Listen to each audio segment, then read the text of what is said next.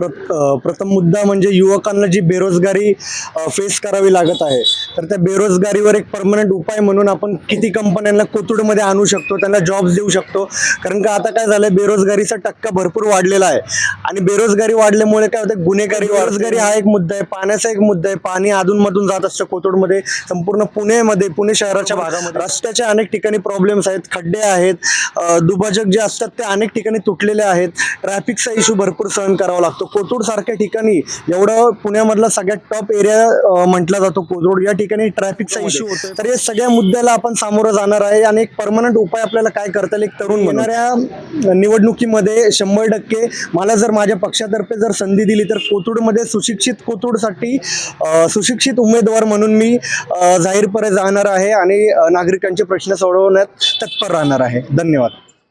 धन्यवाद दादा दिलेल्या प्रतिक्रियेबद्दल. तर हे होते आपल्यासोबत राज जाधव.